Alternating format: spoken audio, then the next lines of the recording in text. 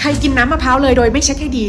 ฟังทางนี้ก่อนค่ะผู้ชายคนนี้ดื่มน้ำมะพร้าวแบบใช้หลอดโดยไม่เช็คให้ดีก่อนค่ะมันมีรสชาติแปลกๆเขาก็เลยผ่ามะพร้าวดูและนี่คือสิ่งที่เขาเห็นค่ะมะพร้าวมีสีเขียวๆกระดำกระด่างอยู่ข้างในเต็มไปหมดเลยใช่ค่ะมันขึ้นราแต่เขาดื่มไปแต่ดื่มไปไม่มากเขาก็เลยตัดสินใจบอกภรรยาของเขาไปและอีก26ชั่วโมงต่อมาเขาตุยค่ะหมอก็เลยส่งตรวจและนี่คือ CT ของเขาปรากฏว่าสมองไม่มีอะไรเลยแต่ผลชันสูตรที่เลือดเขาพบว่ามีกรดทรีไนโตรโพรพิโอนิกแอซิดอยู่ในเลือดของเขามันแปลกมากค่ะเพราะว่ามันเป็นพิษจากเชื้อราที่ชื่อว่าอาร์ไทรเนียมแล้วมันเข้าไปอยู่ได้ยังไงเขาก็เลยเอามะพร้าวไปตรวจค่ะแล้วปรากฏว่ามันเป็นเชื้อราตัวนั้นจริงๆเขาก็เลยงงว่าได้ยังไงก็เลยไปสอบถามปรากฏว่าเขาทิ้งมะพร้าวไว้นอกตู้เย็นไว้เป็นเดือนและแน่นอนค่ะถ้าเป็นมะพร้าวถ้าไม่ปอกเปลือกเลยสามารถทิ้งไว้ได้เป็นเดือนจริงๆแต่ว่าถ้ามันมีรอยแครกรอยแตกหรือเปิดฝาแล้วมันก็จะทำให้เชื้อหรือเชื้อราเข้าไปได้แบบนี้ควรจะเก็บไว้ในตู้เย็นเท่านั้นค่ะอย่าให้ความผิดเล็กๆน้อยๆกลายเป็นจุดจบเหมือนผู้ชายคนนี้นะ